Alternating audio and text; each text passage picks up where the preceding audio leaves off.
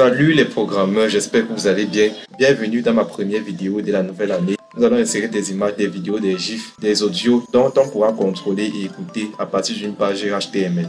Alors asseyez-vous, le tutoriel sera assez court. On en a pour très peu de minutes. Alors soyons attentifs. On passe au tutoriel. Pour commencer ce tutoriel, nous allons créer un nouveau fichier HTML. J'ai nommé ici là insertion image img gif audio vide.html.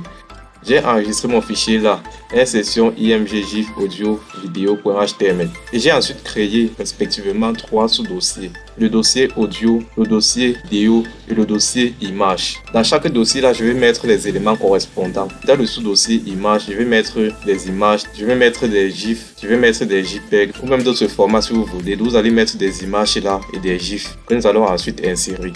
Dans le dossier audio, on va mettre un audio. J'ai mis ici un audio. Dans le dossier vidéo, on va mettre 2 vidéos si vous voulez. Vous mettez la vidéo de votre choix au format MP4, votre format, pourvu que ça soit une vidéo. On ne doit pas utiliser ce dossier.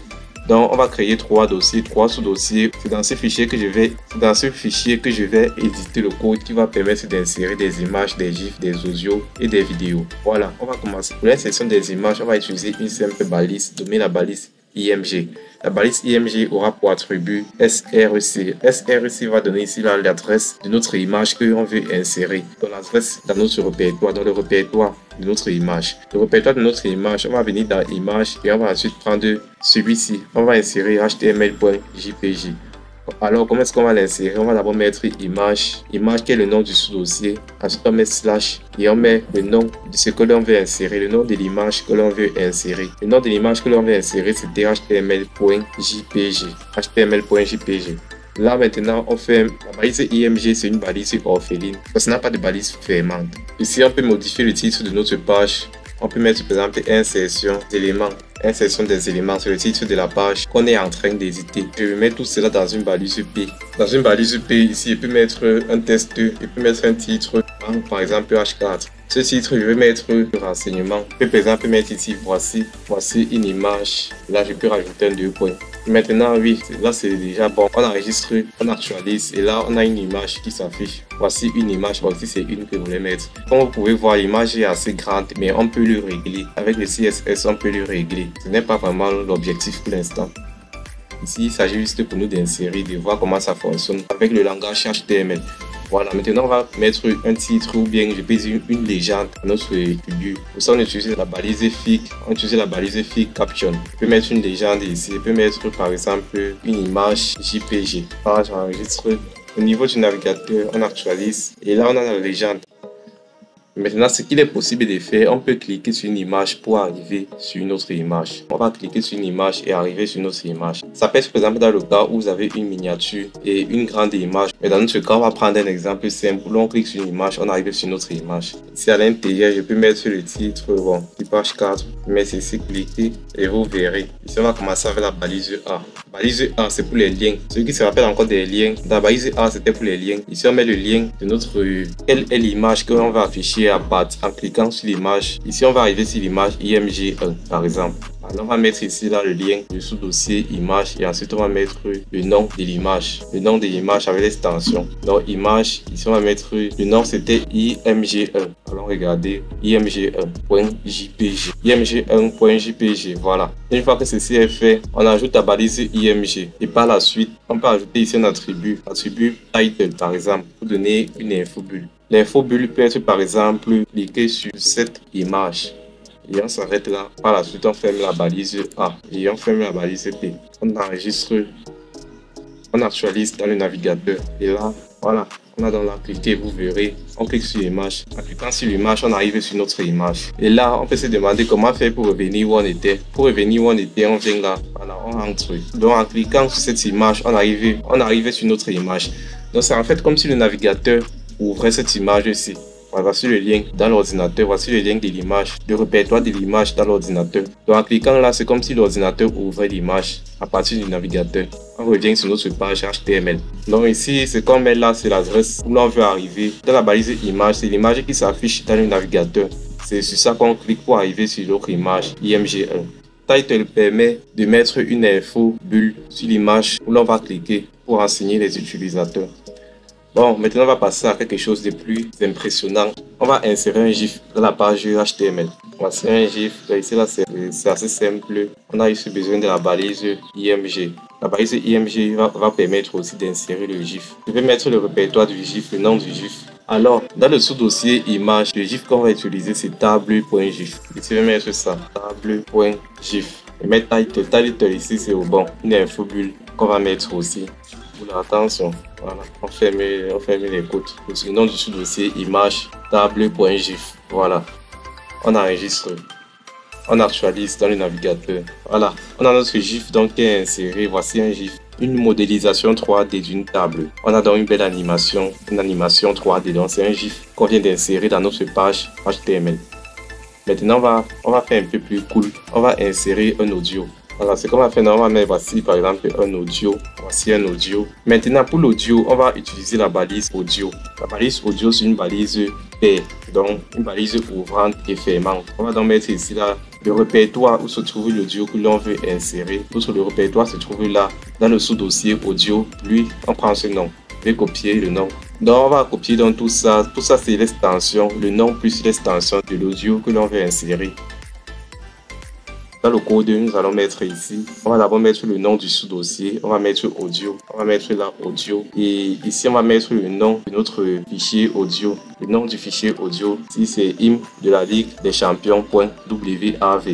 Ici on va donc mettre par défaut le nom du test qui va s'afficher dans le cas où l'audio ne se charge pas dans la page HTML. On peut par exemple mettre ici audio non disponible, audio non disponible.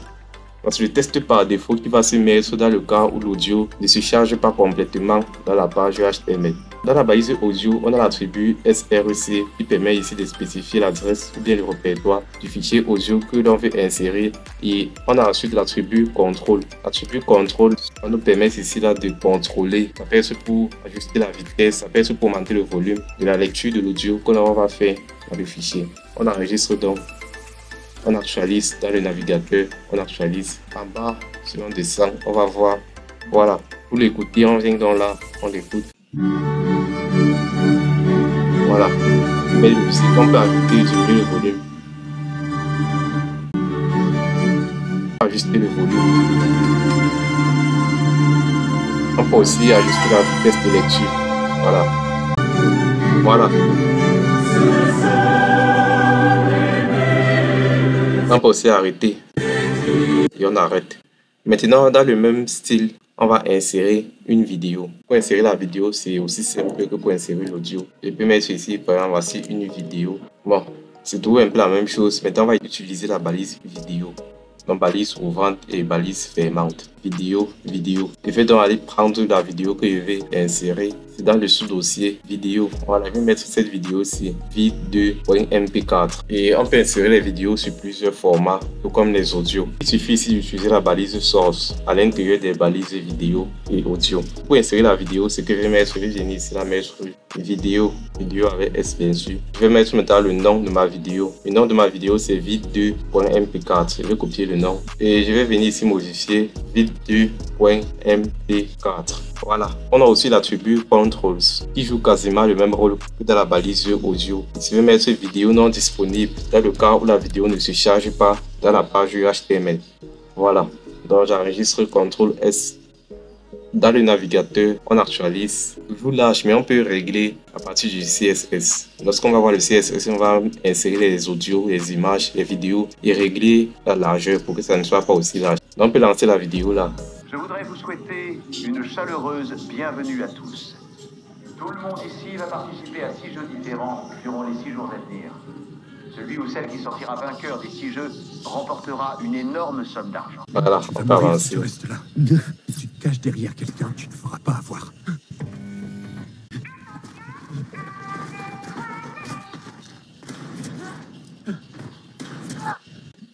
Arrêtez le volume, mettre le volume, mettre en plein écran et quitter aussi. Donc toutes les options sont disponibles là. Donc c'était très simple de pouvoir faire ça. Maintenant on peut aussi mettre poster. En mettant poster, ici là, on va mettre le lien d'une image. L'image qui va s'afficher par défaut lorsqu'on n'aura pas lu la vidéo dans le navigateur. On peut choisir une image là au hasard. Je peux mettre cette image toujours. Lorsqu'il n'est pas lu la vidéo, c'est cette image qui va s'afficher. Donc c'est en quelque sorte la miniature de la vidéo. Bon, je vais tout prendre ceci et par défaut. Je n'ai pas vraiment de bonnes images. Mais si vous avez d'autres images, de bonnes images, vous pouvez mettre par défaut. Mais avant de mettre sur HTML, je vais d'abord mettre le nom du sous-dossier qui est image. Je mets slash et je mets le nom du fichier, le nom de l'image, le nom de l'image. CTRL S, on actualise. En actualisant par défaut, c'est cette image. C'est l'image là qui s'affiche lorsqu'on n'a pas lu la vidéo. Lorsqu'on a fait la lecture, ça lit. Une chaleureuse... Et voilà, on peut arrêter et on peut relancer. Donc c'était tout pour ce tutoriel. Si vous avez des incompréhensions, si vous n'avez pas bien assimilé, ou bien si vous avez des questions, n'hésitez pas, faites pas en commentaire, faites pas de vos avis aussi concernant le tutoriel. Donc merci à vous d'avoir suivi en entier. Le tutoriel était assez court et j'espère de tout cœur que vous avez beaucoup assimilé, que vous avez appris du moins. Si vous avez aimé, si vous avez apprécié, n'hésitez pas à lâcher un pouce bleu, abonnez-vous à la chaîne si ce n'est pas encore fait. Afin qu'on se retrouve donc très bientôt dans le prochain tutoriel. C'était le premier tutoriel de l'année. J'espère qu'il est assez compréhensible pour chacun. À très bientôt à vous. C'était Freddy. A plus à vous, les programmeurs.